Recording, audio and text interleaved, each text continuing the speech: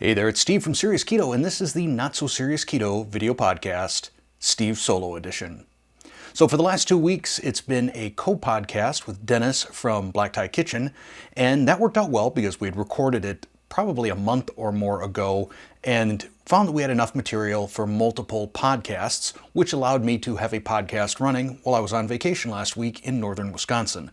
And I'll talk about that vacation a little bit more in a few minutes. One of the things that I have been finding myself feeling almost on a weekly basis is that we're probably getting close to the end of the Not So Serious Keto video podcast in its current form. I find that there's just not really enough keto information to keep it a truly keto sort of a podcast. I find myself sort of veering off into other topics that really I think are more applicable on my other channel, Lean Body Mind. And I have started doing a weekly podcast over on Lean Body Mind. So if you're interested in having more podcasty Steveness, head on over to Lean Body Mind. I'll link to it down in the description below. Where I see the Not So Serious Keto video podcast going is probably to something, maybe it's in every other week or once a month. Maybe it's once a month solo, and then 2 weeks later, something where I've got a guest on, or it's a co-podcast or something. But I don't foresee this being a weekly thing a whole lot longer. Now, over this last week where I've been on vacation, I still had videos scheduled to drop at regular intervals, so you probably didn't even notice that I was gone, aside from the fact that I wasn't quite as active in the comments as I wanted to be, or as I usually am, mainly because I kind of wavered between 1 bar of cellular service and 0 bars of cellular service most of the time. And honestly, I would have preferred it be just 0 bars, because 1 bar is probably the most frustrating place to be, just waiting for comments or pages to load. But in addition to my regular videos, I also wound up getting featured in 3 other channels' videos. I wasn't expecting this at all. I was expecting the Black Tie Kitchen video. So if you watch Dennis's most recent video, the Mardi Gras chicken and chaffles video, there's a little cameo by me in there. Not a great camera angle, but I'm in there. Also, this one was completely unexpected. Wes from Highfalutin Low Carb did a tortilla review, and he reviewed my 90-second keto tortilla.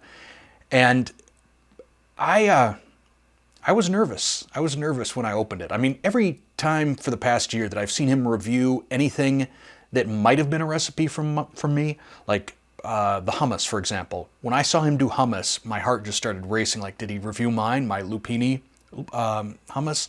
And I clicked on it, and it wasn't me. And I was kind of like, whew. Because, even though Wes and I get along, I think he's a wonderful guy. He's an honest guy. He's not going to pull any punches. And I know that if he didn't like a recipe of mine, he wouldn't hold back.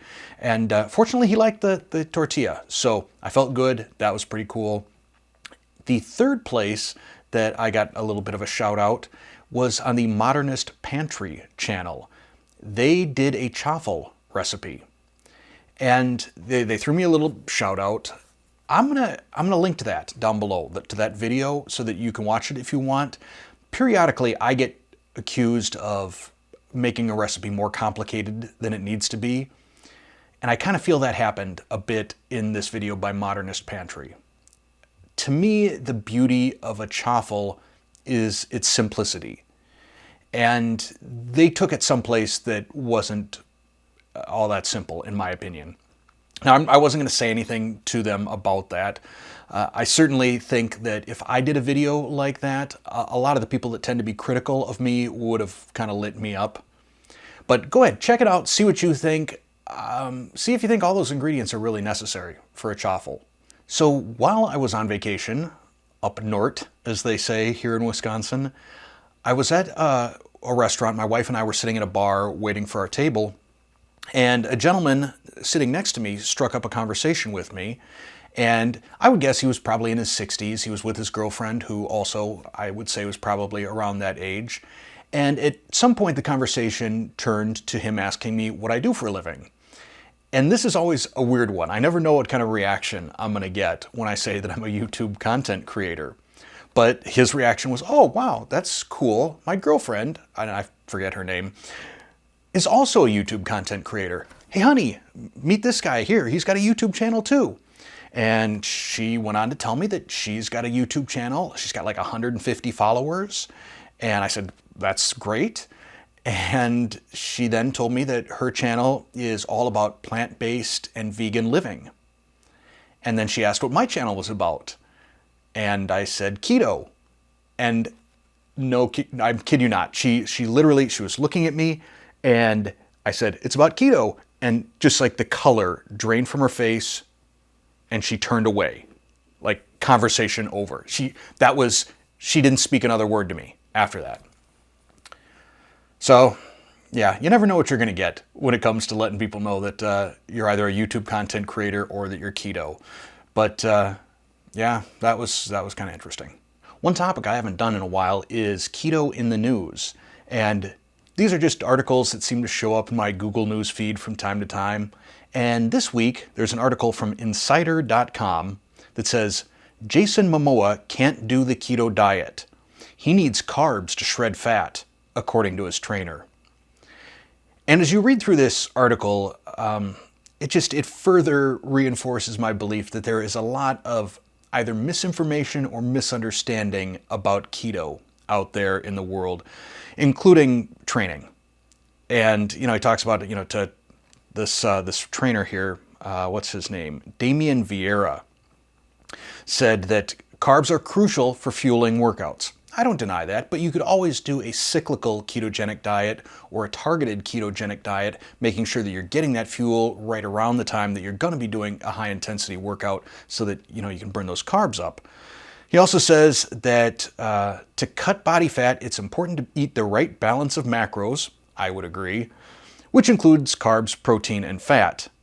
But carbs are a very important part of the nutrition used for fuel.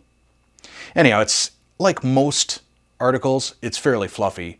But here's where I talk about the sort of misunderstanding. It says, although carbs like bread and pasta contain energy to fuel workouts, Vieira said Momoa mainly gets his carbs in the form of fruit and cruciferous vegetables like broccoli, cauliflower, and kale. Those seem like fairly keto-friendly carbs right there, depending on the fruit. I mean, if he's doing berries, and then he's got the cruciferous vegetables, seems to me that he's maybe not that far off from keto as his trainer seems to think. In case you're interested, I will link to that article down in the description below. I'm not going to do a mid-roll ad break in this podcast because I see this one being fairly short. In fact, I kind of foresee most of the Not So Serious Keto podcasts being shorter going forward since I'll have a second podcast over on Lean Body Mind. But the last topic that I want to cover is 24 and 21. And that's also a topic I could see maybe moving over into Lean Body Mind because I think that whole goal setting and personal accountability and personal efficiency and just personal betterment really falls more onto that channel. But we'll keep it at least one more month here on the Not So Serious Keto video podcast. My last month's plus. Oh, I should probably explain. For those of you who are new to the channel, 24 and 21 was my take on New Year's resolutions. Instead of creating one big New Year's resolution that I would fail at, probably, I would create monthly, smaller resolutions that hopefully then would become habits that would stick with me throughout the year. Each month, I would try and add one positive thing and remove one bad habit or wasteful behavior or wasteful thing from my life. And that could be something that wastes time, money, energy, emotion, whatever. So last month, the positive that I was adding would be to read one chapter at least of a book per day. And I did a pretty good job on that. I made it through 2.5 books, which is probably double what I made in terms of progress reading in the first half of the year.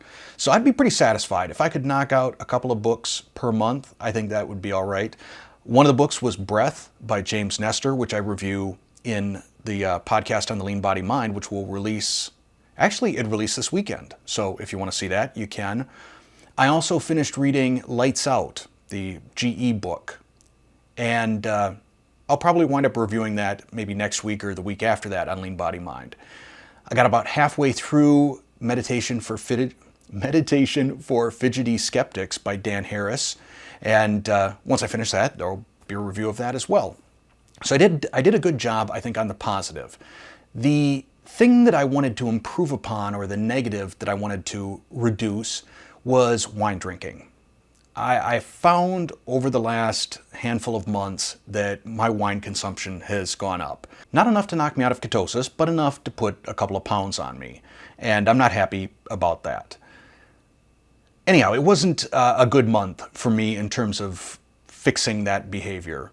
It's been a pretty stressful summer for me so far, personally and professionally. And I think that a lot of these things are going to resolve themselves over the course of the next month. But I found that I was kind of looking at wine as the way to kind of keep my nerves under control. And that got me sort of thinking a little bit about a topic that I covered in a previous podcast, which is excuses versus reasons. Most of the time, I think at least when I think I'm giving a reason, but it's probably the case for most people, when we think we're giving a reason, we're really just giving an excuse. And as I looked at the stress and looked at that as a reason for why I was drinking, I realized, no, that's not a reason, that's an excuse. There are other things that I could do that are far more productive. You know, I could work out, I could meditate, I could sit down and read, I could play with my grandson.